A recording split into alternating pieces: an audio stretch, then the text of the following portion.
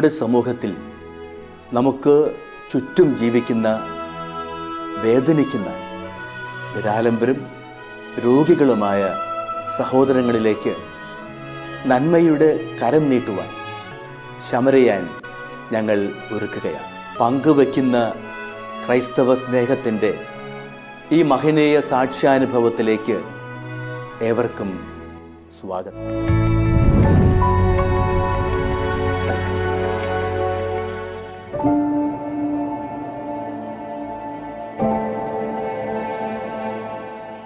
ഇത് തൃശൂർ ജില്ലയിൽ ചാലക്കുടി താലൂക്കിൽ കൊരട്ടി പഞ്ചായത്തിൽ കോനൂർ സ്നേഹനഗറിൽ മാനമ്പിള്ളി കേളൻ മകൻ കരുണാകരൻ്റെ ഭാര്യ സരോജിനി.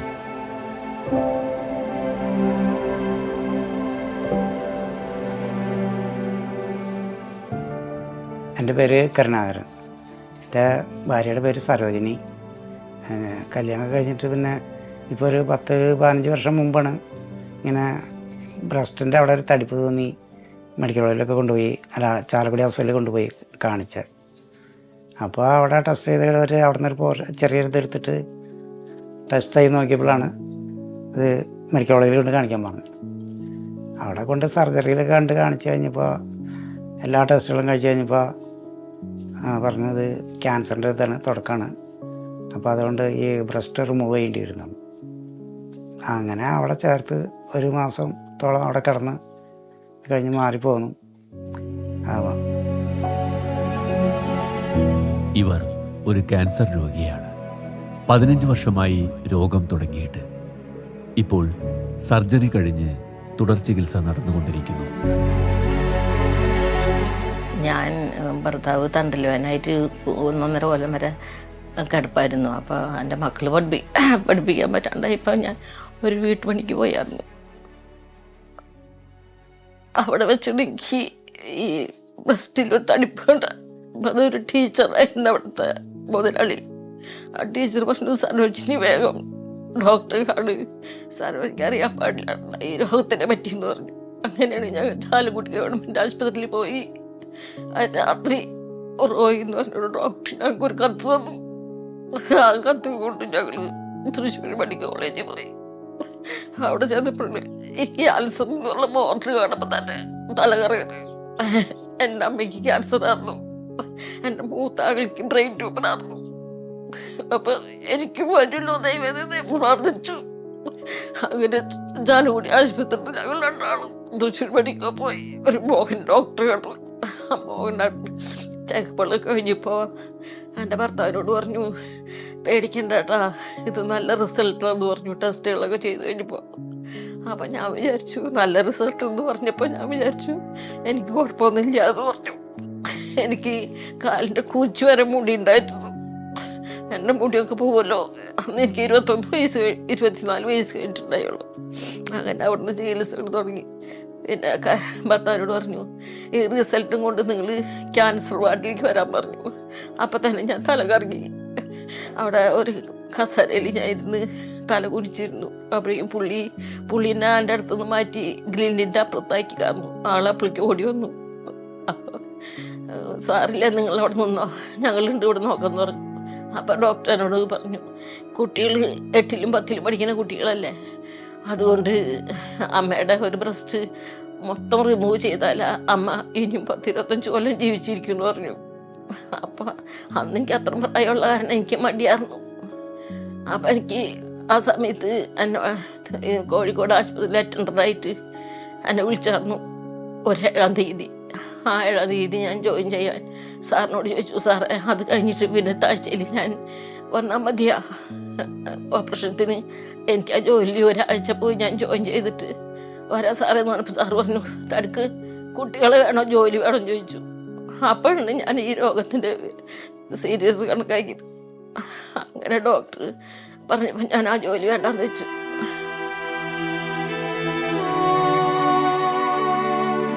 ശ്രീ കരുണാകരൻ ഒരു കൂലിപ്പണിക്കാരനായിരുന്നു. 3 വർഷം മുമ്പ് ഇദ്ദേഹത്തിന് ഹൃദയസംബന്ധമായ അസുഖമുണ്ടാവുകയും തുടർന്ന് ആൻജിയോപ്ലാസ്റ്റി ചെയ്തിരിക്കുകയുമാണ്. അതിനെ തുടർന്ന് ഇപ്പോൾ തൊഴിൽ ചെയ്യുവാൻ പറ്റാത്ത അവസ്ഥയിലാണ്.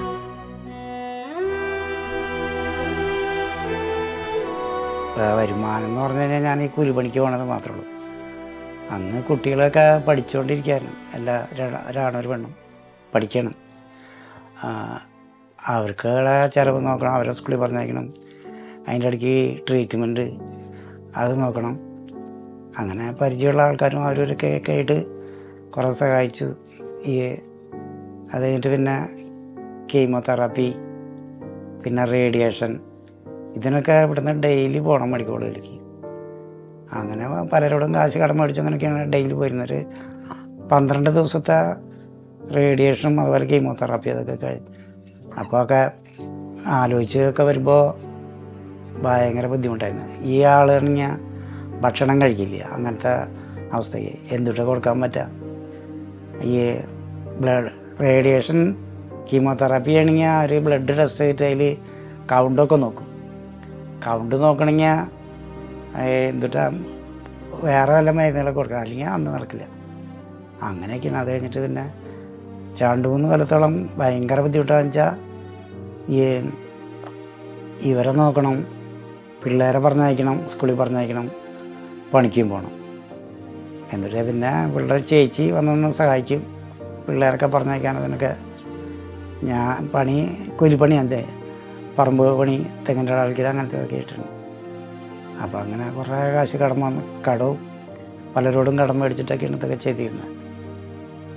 അപ്പോൾ അതിപ്പോൾ കുറേശ്ശൊക്കെ മാറി. പിന്നെ 6 മാസം കൂടുമ്പോൾ ടെസ്റ്റിന് ചെയ്യുക, അങ്ങനെ മരുന്നുകളൊക്കെ കുറച്ച് കൊണ്ടുവന്നു.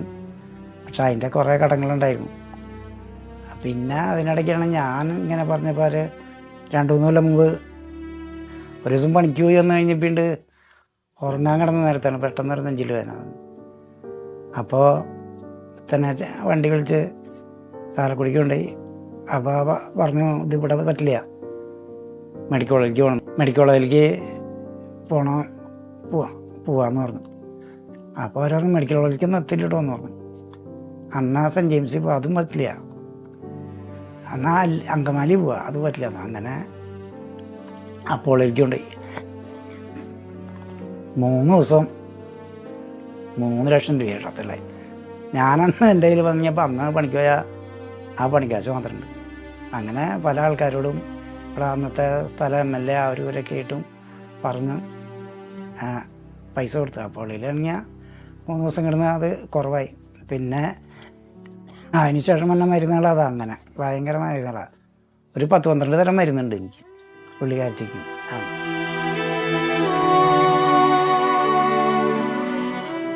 സരോജിനിയുടെ ചികിത്സ തൃശൂർ മെഡിക്കൽ കോളേജിലാണ് നടത്തിയത്. ഇപ്പോൾ സർജറി കഴിഞ്ഞ് ചികിത്സ തുടരുന്നു. തുടർ ചികിത്സ ജീവിതകാലം മുഴുവൻ തുടരേണ്ടതാണ്. 6 മാസം കൂടുമ്പോൾ ചെക്കപ്പിന് പോകണം.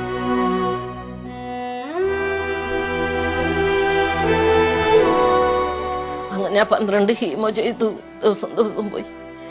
അത് കഴിഞ്ഞ് ഛർദി മാറി ഭക്ഷണം കഴിക്കാൻ തുടങ്ങുമ്പോഴേക്കും പിന്നത്തെ ഹീമോ വരും. അങ്ങനെ ഈ പുള്ളിക്കാരെല്ലാ പണികളും ഓരോ ദിവസം ഒന്നരാണ് പോയി എന്നെ കൊണ്ടുപോകും. ആരും കൊണ്ടുപോയില്ല, മക്കൾ 10 8 വല്ല പഠിക്കാൻ. അത് കഴിഞ്ഞ് 10-20 റേഡിയേഷൻ കഴിഞ്ഞു. ആ റേഡിയേഷൻ കഴിയുമ്പോൾ എന്നും തളർച്ചയും ഛർദിലാണ്. പിന്നെ മുഖമൊക്കെ കരിവളിച്ചു, പല്ലൊക്കെ കറുത്ത നിറം കളറായി, മുഖമൊക്കെ വികൃത രൂപമായി, മുടിയൊക്കെ കൊഴിഞ്ഞു പോയി. എല്ലാം കഴിഞ്ഞ് പിന്നെ കുറേ നാൾ കഴിഞ്ഞ് ഉഷാറുകളായി. 3 കൊല്ലം വരെ ഞാൻ പുറത്തിറങ്ങിയില്ല, വീട്ടിൽ തന്നെ കുത്തിരുന്നു. ഇവർക്ക് ഒരു മകനും മകളുമാണുള്ളത്. മകളുടെ വിവാഹം കഴിഞ്ഞു. മകൻ പ്ലംബർ ജോലി ചെയ്യുന്നു, വിവാഹിതനാണ്. ഇങ്ങനെ ഇവൾക്ക് കീമോതെറാപ്പി ചെയ്ത് തലയിലെ മുടിയൊക്കെ കൊഴിഞ്ഞു കൊണ്ടിരിക്കുന്ന സമയത്താണ് മോള് 10ാം ക്ലാസ് കഴിഞ്ഞില്ല ലാബ് പഠിച്ചിട്ട് ഇതേമാതിൽ പ്രാക്ടീസിനൊക്കെ ആയിട്ട് പോയിരുന്നു. ആ സമയത്ത് ഒരാൾ വഴി മോൾക്കൊരു കല്യാണം കാര്യം കൊണ്ടുവന്നു. അപ്പോൾ ഞാൻ പറഞ്ഞു കൊച്ചു പഠിക്കണമെന്ന് പറഞ്ഞു. അപ്പോൾ അത് പഠിച്ചു കഴിച്ചാൽ ഒരു കൊല്ലല്ലേ ഉണ്ടാവുള്ളൂ. അത് പിന്നെ കാണാൻ വന്നു. അത് കഴിഞ്ഞിട്ട് പിന്നെ അവർ പറഞ്ഞു ഈ പെണ്ണ് ഞങ്ങൾക്ക് തരാനൊന്നും ഉണ്ടായില്ല, അമ്മയ്ക്കിങ്ങനെ അസുഖം കാര്യങ്ങളൊക്കെ ആയിട്ടൊക്കെ ഉള്ളതാണ്. എന്ത് പറഞ്ഞാൽ നിങ്ങളൊന്നും തന്നില്ല കുഴപ്പമില്ല, പെണ്ണ് കല്യാണം കഴിച്ചു. അപ്പോൾ ഇവിടെ വലുതുണ്ടാ. അപ്പോൾ അങ്ങനെ ഈ പറഞ്ഞ പോലെ തന്നെ ബന്ധുക്കളും വേണ്ടപ്പെട്ടവരൊക്കെ പാടെ കൂടി സഹായിച്ച് 5 പൈസ ഉണ്ടായില്ല എന്നുള്ളതാണ്. അങ്ങനെ എല്ലാവരും കൂടി പിന്നെന്താ ഇത്തിരി വഴി അകലായി പോയി. എന്ത് ചെയ്യാൻ പറ്റുക, ചെക്കനെ ഇഷ്ടമായി, വലിയ കുഴപ്പമില്ലാത്ത ആളെന്ന് വെച്ചിട്ട് കല്യാണം കഴിച്ചു. അങ്ങനെ ഇതാണ് മോളുടെ കല്യാണം കഴിഞ്ഞപ്പോൾ മോൾക്ക് 2 പിള്ളേരുണ്ട്. മോനാണെങ്കിൽ മോളയിലും താഴെയാണ്. അവൻ ഈ IT ഒക്കെ കഴിഞ്ഞ് കഴിഞ്ഞിട്ട് അപ്രന്റീസ്ഷിപ്പിന് ആലുവയിൽ ഒരു ഇതെടുത്തൊക്കെ പോയി. അങ്ങനെ പോയി അവൻ്റെ കല്യാണം കഴിഞ്ഞ് അതിൻ്റെ ഇടയ്ക്കാണ്. അപ്പോൾ അവൻ ഈ അപ്രന്റീസ്ഷിപ്പ് കഴിഞ്ഞിട്ട് നിൽക്കുമ്പോഴാണ് ഈ പ്ലംബിങ്ങിൻ്റെ പണിക്കൊക്കെ അങ്ങനെ പോയിക്കൊണ്ടിരിക്കുന്നത്. അപ്പോൾ ഒരു സ്ഥലത്ത് ഈ സ്ഥിരം അല്ലെങ്കിലും ഈ താൽക്കാലികമായിട്ട് പ്ലംബറുടെ വർക്കിനൊക്കെ പോകുന്നുണ്ട്. അതിപ്പോൾ നിസ്സാര കാശുണ്ടാവുള്ളൂ. അതുകൊണ്ട് എനിക്ക് എല്ലാ കാര്യങ്ങളും ഇപ്പോൾ നമുക്കാണെങ്കിൽ എന്തെങ്കിലും അവനോട് പറയാനും പറ്റാത്ത സ്ഥിതി, അവൻ അറിഞ്ഞ എന്തെങ്കിലുമൊക്കെ തരും. അതുകൊണ്ടൊക്കെ എന്തെങ്കിലും ചെയ്യും. അതന്നെ അപ്പം എല്ലാ കാര്യങ്ങളും അവൻ തന്നെ ചെയ്യണം. ഞാൻ പണിക്ക് പോയിക്കൊണ്ടിരിക്കുന്ന സമയത്താണെങ്കിൽ അവൻ്റെ വണ്ടിക്കാശുകളോ അവന് വേണ്ടതും കൊടുക്കാൻ പറ്റുമൊക്കെ നോക്കിക്കൊണ്ടിരുന്ന. അപ്പോൾ രണ്ടിനും പറ്റണില്ലല്ലോ. ഭാര്യയാണെങ്കിൽ പിന്നെ മുമ്പ് തുടങ്ങി ഒന്നിനൊന്നും പോയിരുന്നില്ല. വല്ല വീടുകളിൽ എന്തെങ്കിലും പണിക്കൊക്കെ പോയിരുന്നാണ്. അതൊന്നും ഇപ്പോൾ ഒന്നിനും പറ്റില്ല. പെട്ടെന്ന് ആൾക്ക് ഈ തലർക്കോ സമയത്തിനൊക്കെ ഭക്ഷണം കഴിച്ചില്ലെങ്കിലും മരുന്ന് കഴിച്ചില്ലെങ്കിലും അങ്ങനെയൊക്കെ വരും. അപ്പോൾ അത് കാരണം കൊണ്ട് അങ്ങനെ. മോനാണെങ്കിൽ 2 പിള്ളേർ, കൊച്ചു പിള്ളേർ ആയിട്ടുള്ള ഈ പഞ്ചായത്ത് സ്കൂളിൽ പഠിക്കുന്നു. 2ലും LKGയിലൊക്കെ ആയിട്ട്. എൻ്റെ മോൾക്ക് ഓരോരുത്തർ ദാനം കൊടുത്ത 5-6 പവൻ്റെ സ്വർണം കൊണ്ടാണ് കല്യാണം കഴിച്ചത്. പെങ്ങന്മാരും അനിയന്മാരും നാട്ടുകാരൊക്കെ പിരിവിട്ട് തന്ന് കല്യാണം കഴിച്ചു കൊടുത്തു. അവൾ ആ സ്വർണം, മരുമോൻ ആ സ്വർണം മുഴുക്കനും അച്ഛന് എങ്ങനെയും രക്ഷപ്പെട്ട സമയത്ത് പറഞ്ഞു കൊടുത്തു. കൊണ്ടുവന്ന് 65,000 രൂപയ്ക്ക് പണയം വെച്ച് 1.25 ലക്ഷം രൂപ കെട്ടിയാൽ ഓപ്പറേഷൻ ചെയ്യണമെന്ന്. അപ്പോൾ എനിക്ക് പറഞ്ഞു, ഞങ്ങൾ നിന്റെ വരുമാനത്ത് കണ്ടപ്പോൾ നീ ഇതൊക്കെ കഴിഞ്ഞിട്ട് തന്നാൽ മതി എന്ന് പറഞ്ഞ് അങ്ങനെ കുറേ കാശുകളൊക്കെ 2ാമത്തെ കൊറോണയുടെ ഇടയ്ക്ക്. അപ്പം ആൾക്ക് ഒന്നും പറ്റണില്ല പണിക്കൊന്നും പോകാനും. എല്ലാവരും ചോദിക്കും, കാരണം അന്നത്തെ പണിക്ക് ഇപ്പോൾ കൂടെ സരോജിങ്ങനെ ഇരിക്കല്ലെന്ന്. ആളുടെ ബുദ്ധിമുട്ട് ആൾക്കല്ലേ അറിയുള്ളൂ. എൻ്റെ മോൻ പറഞ്ഞു, അച്ഛൻ്റെ അമ്മയും പണിക്ക് പോണ്ട, അങ്ങനെ പിള്ളേരും സ്കൂളിൽ നിന്ന് പറഞ്ഞയച്ച് കുത്തിരുന്നാൽ മതി എന്ന് പറഞ്ഞു. എൻ്റെ മോനുള്ള എല്ലാ കാര്യങ്ങളും നടത്തുന്നത്. അവനൊരു സഹായത്തിന് വേണ്ടിയിട്ട് ഞാൻ കാണുന്ന സ്ഥലത്തൊക്കെ അപേക്ഷ വയ്ക്കുന്നത്. എല്ലാം പോയി ബുദ്ധിമുട്ടിൽ കാണുമ്പോൾ സ്വാമി പറയും, അമ്മ എന്തിനാ അമ്മ ഇങ്ങനെയൊക്കെ കൊടുക്കണത്? മോളെ നിനക്കറിയില്ല മോളെ, എൻ്റെ മോൾക്ക് കഷ്ടപ്പെടുന്നത്. ചില നേരത്തൊക്കെ അവൻ ഒന്നും പറ്റില്ല, എല്ലാ ബുദ്ധിമുട്ടുകളും ഓർത്ത്. എൻ്റെ പേര് തോമസ്. വീടിൻ്റെ തൊട്ടയലൊക്കം. പിന്നെ ഈ ചേച്ചി ഇപ്പോൾ ഒരു 18 മാനമ്പള്ളി കരുണാരഞ്ജേട്ടൻ്റെ വീട്. കരുണാരഞ്ജേട്ടനും രോഗിയാണ്. കരുണാരഞ്ജേട്ടൻ്റെ വൈഫ്, 2 മക്കൾ. വൈഫ് 18 വർഷമായിട്ട് ക്യാൻസർ പേഷ്യൻ്റാണ്. പിന്നെ കരുണാരഞ്ജേട്ടനാണെങ്കിൽ തണ്ടലിൻ്റെ ഡിസ്ക് തേമാനായിട്ട് ആൾ മലങ്കെടുപ്പ് കിടക്കായിരുന്നു. പിന്നെ 2 മക്കളാണ്. മൂത്തത് പെൺകുട്ടിയും 2ാമത്തെ ആൺകുട്ടിയും. 2 പേരെ വിവാഹം കഴിഞ്ഞു. 2ാമത്തേതാണ് മകൻ ശ്രീജിത്ത്. അവന് ഇലക്ട്രീഷ്യനാണ്, ഡെയിലി കൂലിയാണ്. അതുകൊണ്ടൊന്നും ഈ ഒരു കുടുംബം മുന്നോട്ട് പോകാൻ പറ്റില്ല. കാരണം രോഗികളായ അച്ഛനും അമ്മയും, ഒരു മോന് മാത്രം ജോലിയുള്ളൂ. പിന്നെ 2 കുഞ്ഞു മക്കൾക്ക് അവനുണ്ട്, അവരും ജീവിക്കണം, പഠിക്കണം. പിന്നെ രോഗികളായ അച്ഛനും അമ്മേനും ശുശ്രൂഷിക്കണം, അവർക്ക് മരുന്ന് വാങ്ങിച്ചു കൊടുക്കണം. അപ്പം നിത്യവൃത്തിക്ക് പോലും ഇവർക്ക് മുന്നോട്ട് പോകാൻ വളരെ ബുദ്ധിമുട്ടുണ്ട്. അപ്പം എല്ലാവരും കൂടിയിട്ട് നല്ല മനസ്സുള്ള എല്ലാവരും ഉദാരമായിട്ട് ഇവരെ സഹായിക്കണമെന്ന് അഭ്യർത്ഥിക്കുന്നു. ഇവരുടെ തുടർ ചികിത്സ ശരിയായ രീതിയിൽ മുടക്കം വരുത്താതെ നടത്തുവാൻ സാമ്പത്തികമായ കുറവ് മൂലം സാധിക്കാതെ വന്ന അവസരത്തിലാണ് ഇവർ ഗുഡ്നസ് ടിവിയുമായി ബന്ധപ്പെട്ട് ശമരിയൻ പ്രോഗ്രാമിലേക്ക് അപേക്ഷ തന്നത്. അതിനെ തുടർന്നാണ് ഞങ്ങൾ ഇവരുടെ ഭവനം സന്ദർശിച്ചത്. ഞാൻ ഇവരുടെ വീടിൻ്റെ തൊട്ട് അടുത്ത്, ഇവിടെ എൻ്റെ വീട് ഇപ്പോഴും ഉണ്ട്. ഇവിടെ പേര് ആനിസാക്കുണ്ണി. ഇപ്പോഴും ഇവിടെ ഉണ്ട് എൻ്റെ വീട്. ഇവർ പണിതപ്പോൾ ഞങ്ങളും ഒരു കുടിലിൽ താമസിക്കണ്ടായിരുന്നു ഇവരുടെ കുടിലിൻ്റെ ഒപ്പം. അപ്പോൾ ഭയങ്കര നിരാശയായിരുന്നു ഇറ്റെന്ന് പറഞ്ഞു കഴിഞ്ഞാൽ 2 കുഞ്ഞി കൊച്ചങ്ങളും അവനാണെങ്കിൽ തൂമ്പ കളയ്ക്കാൻ പോയി കിട്ടിയിട്ട് വേണം കഴിയണമെങ്കിൽ. അങ്ങനത്തെ ഒരവസ്ഥയായിരുന്നു. ഞാനും ഒന്ന് കുട്ടിയിൽ കിടക്കാൻ അതുകൊണ്ട് എനിക്കും സഹായിക്കാൻ പറ്റാത്ത ഒരവസ്ഥയാണ്. ഒരു നിരപരാധിയാണ്. ഇവരാർക്കും ഒരു ഉപദ്രവമില്ല, എല്ലാവർക്കും നന്മയെ പറഞ്ഞു കൊടുക്കുള്ളൂ. ഇന്ന് വരെ ഒരാളായിട്ട് ഒരു പ്രശ്നം ഉണ്ടായിട്ടില്ല. ഞാനിവിടെ ഇന്ന് ഈ കഴിഞ്ഞാലൂടെ ഒരു താമസമാണ്. ഒരു കുഴപ്പമില്ല ഇവരെ കൊണ്ട്. പാവപ്പെട്ട ഐറ്റങ്ങളാണ്. ശാന്തമായ കുടുംബമാണ്. ഒരാരംഭോ ഒന്നുമില്ല. സഹായം വേണം ഇവർക്ക്, അല്ലാണ്ട് ഇതെങ്കിൽ ജീവിക്കാൻ പറ്റൂല. 2 ആളും ഇങ്ങനെ ഇരിക്കല്ലേ. മോന് ഒരു വരുമാനം എന്ന് പറഞ്ഞാൽ ഒന്നുമില്ല. അവന് അവിടെ നിന്ന് കിട്ടണ എന്തൊട്ട് കിട്ടിയിട്ടാണ് വരുമാനം, ഒന്നുമില്ല. വീട്ടിലേക്ക് ഒന്നുമില്ല. അങ്ങനത്തെ ഒരു അവസ്ഥയിൽ ജീവിക്കണം ഈറ്റങ്ങൾ. 2 കുഞ്ഞു കൊച്ചങ്ങൾ. ഭയങ്കര ഒരു അവശതയാണ് ഈറ്റങ്ങളുടെ കാര്യം. ദൈവം ഇടപെട്ട് എന്തെങ്കിലുമൊക്കെ ചെയ്ത് കൊടുക്കുകയാണെങ്കിൽ നന്ദി, എല്ലാത്തിനും നന്ദി പറയാനേ ഞങ്ങൾക്കുള്ളൂ. ഒരു സഹായിക്കുന്നവരെ ദൈവം അനുഗ്രഹിക്കുകയും ചെയ്യും.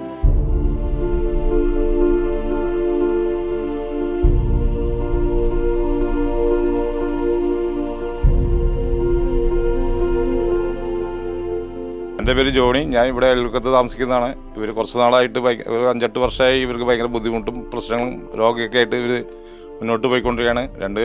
ഒരാണും ഒരു പെണ്ണും. വളരെ ബുദ്ധിമുട്ടായിട്ടാണ് ഇവർ ജീവിക്കണേ. പിന്നെ അസുഖം എന്നും ആശുപത്രികളിലും മെഡിക്കൽ കോളേജിലൊക്കെ പോയി ചികിത്സ തേടിക്കൊണ്ടിരിക്കുകയാണ്. പിന്നെ വളരെ ബുദ്ധിമുട്ടായിട്ടാണ് ഇവർ ജീവിക്കണേ. ഇവിടെ നാട്ടുകാരും ജനങ്ങളൊക്കെ ഇവരെ സഹായിച്ച്, പിന്നെ നിങ്ങളെ ഈ കണ്ടുകൊണ്ടിരിക്കുന്ന പ്രേക്ഷകർ ഇവരെ ഒന്ന് സഹായിക്കണമെന്ന് മാത്രമേ ഞങ്ങൾ പറഞ്ഞുകൊണ്ട് അവസാനിപ്പിക്കുകയാണ്.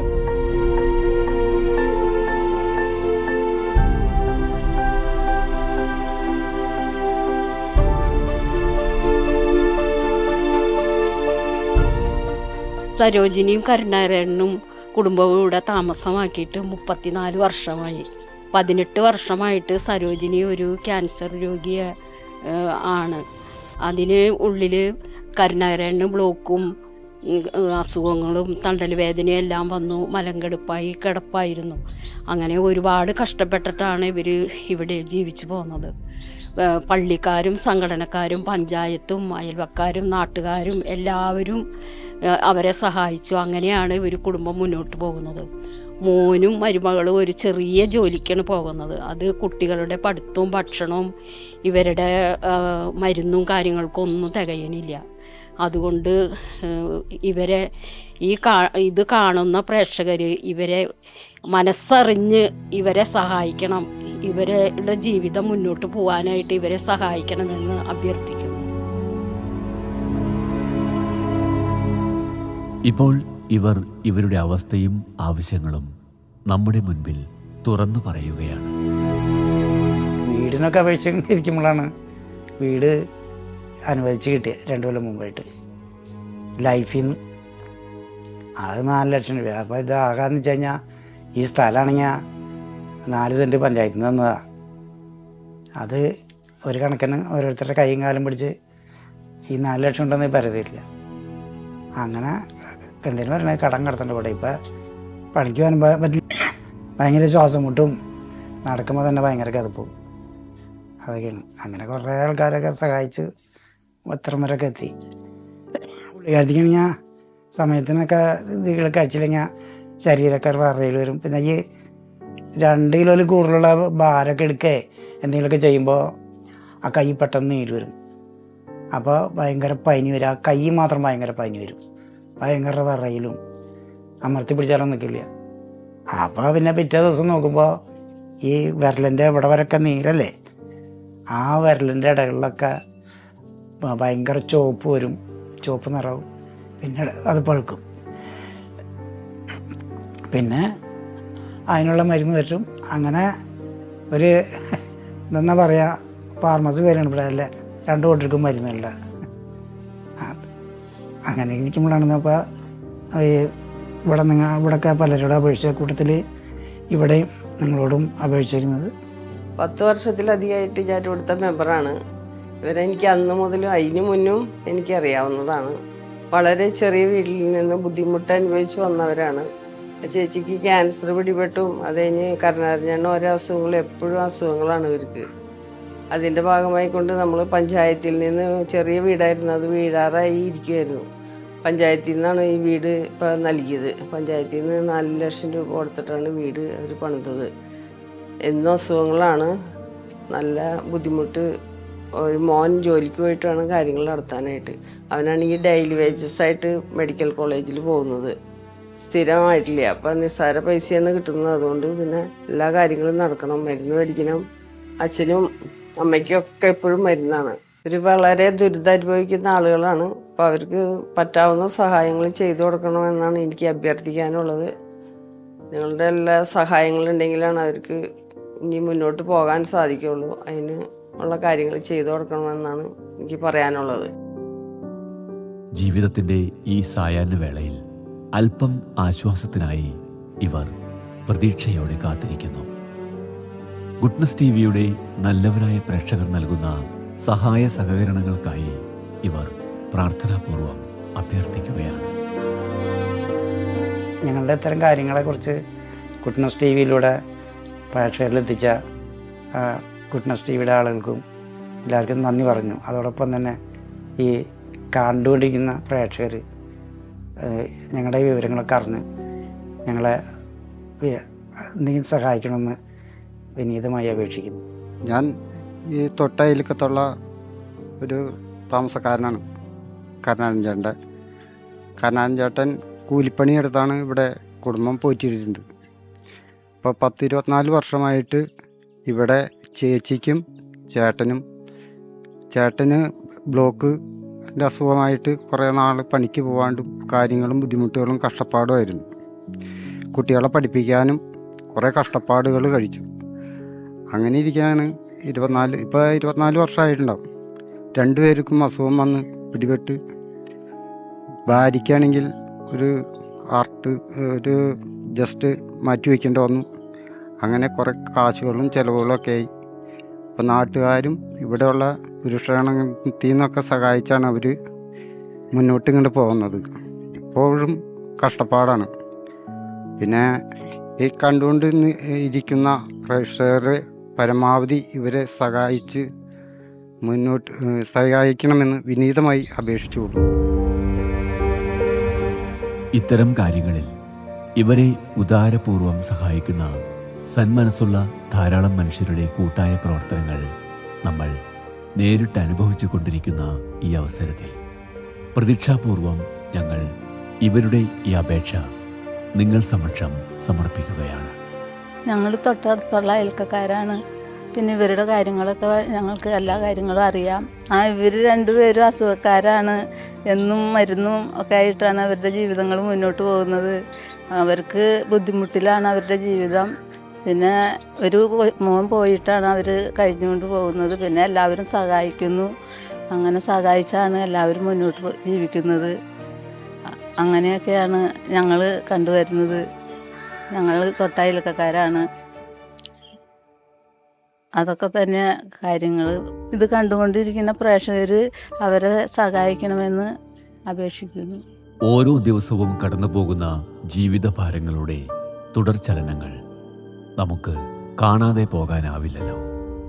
ഇവരുടെ ഈ വിഷമസ്ഥിതിയിൽ തെല്ലൊരാശ്വാസമാകുവാൻ നമുക്കാകുമെന്ന പ്രതീക്ഷയോടെ, പ്രത്യാശയോടെ സസ്നേഹം ശമനിയൻ. ഇത് കണ്ടുകൊണ്ടിരിക്കുന്ന പ്രേക്ഷകരെ ഞങ്ങൾക്ക് നിങ്ങളിൽ കഴിയുന്ന ഒരു സഹായം തരണമെന്ന് അപേക്ഷിക്കുന്നു. വിശദ വിവരങ്ങൾക്ക് Samarian divine charitable trust, father Lindo Puthuparambil VC, care of divine mission, divine media complex, Muringoor PO, Chalakudy, Thrissur, Kerala. Pin 680309. Phone 048027000893. Mobile 9744198906.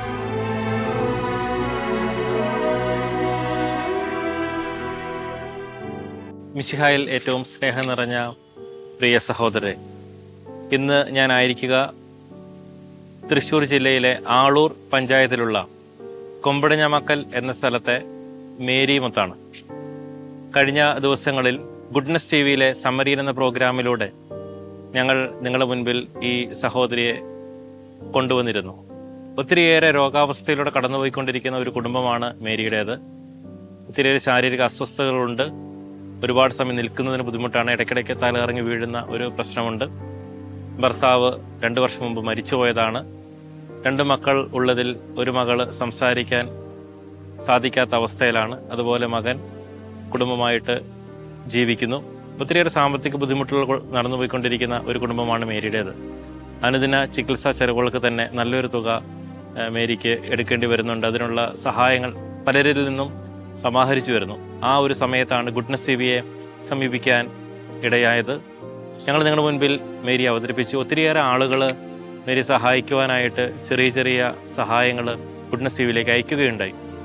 അതെല്ലാം സ്വരുക്കൂട്ടി ഞങ്ങൾക്ക് 1,67,000 രൂപ സമാഹരിക്കാനായിട്ട് സാധിച്ചു. അതിപ്പോൾ ഇവിടെ വെച്ച് നിങ്ങൾക്ക് എല്ലാവർക്കും വേണ്ടി ഗുഡ്നസ് ടിവിക്ക് വേണ്ടി ഞാൻ മേരിക്ക് കൊടുക്കുന്നു. കഴിഞ്ഞ കുറച്ച് നാളുകളായിട്ട് മേരിക്ക് വേണ്ടി ഒത്തിരിയേറെ ആളുകൾ, വലിയ തുകയൊന്നും അല്ലെങ്കിൽ പോലും ചെറിയ ചെറിയ തുകകൾ ഒത്തിരിയേറെ ആളുകൾ അവരുടെ അധ്വാനത്തിൽ നിന്നൊക്കെ മാറ്റിവെച്ച് ഒത്തിരിയേറെ ആളുകൾ സഹായിക്കുകയുണ്ടായി. ആ സഹായങ്ങളുടെയൊക്കെ ഫലമായിട്ടാണ് ഇത്രയെങ്കിലും സമാഹരിക്കാനായിട്ട് നമുക്ക് സാധിച്ചത്. വളരെ പ്രത്യേകമായിട്ട് ഗുഡ്നസ് ടിവിയുടെ നന്ദി ഞാൻ സ്നേഹപൂർവ്വം നിങ്ങളെല്ലാവരെയും അറിയിക്കുകയാണ്. തുടർന്നും ഗുഡ്നസ് ടിവിയുടെ ഇത്തരം പ്രോഗ്രാം എല്ലാവരും പ്രേക്ഷകരായി നിങ്ങൾ കാണണമെന്നും സഹായ സഹകരണം നൽകി ഈ ഒരു പ്രവർത്തനത്തെ വിജയിപ്പിക്കണമെന്നും ഏറ്റവും സ്നേഹത്തോടെ അപേക്ഷിക്കുന്നു. അതോടൊപ്പം മേരിക്കുള്ള പ്രാർത്ഥനകളും നമ്മുടെ കുടുംബങ്ങളിൽ നിന്ന് വീണ്ടും ഉയരട്ടെ. ദൈവം നമ്മളെല്ലാവരെയും സമൃദ്ധമായി അനുഗ്രഹിക്കട്ടെ എന്ന് പ്രാർത്ഥിക്കുന്നു. ഈശോ മിശിഹായിക്ക് സ്തുതിയായിരിക്കട്ടെ. എന്നെ എല്ലാവരും സഹായിച്ചതിൽ എല്ലാവർക്കും ഹൃദയം നിറഞ്ഞ നന്ദി. ഞാൻ രോഗിയായിരുന്നു. എൻ്റെ കുടുംബത്തെ എന്നെയും രക്ഷിച്ച് എനിക്ക് ചികിത്സ സഹായം ആവശ്യം തന്നതിനകത്ത് ഞാൻ എന്നും എൻ്റെ മരണം വരെ ഞാൻ പ്രാർത്ഥിച്ചുകൊണ്ടിരിക്കും. യേശുവേ നന്ദി, യേശുവേ സ്തോത്രം.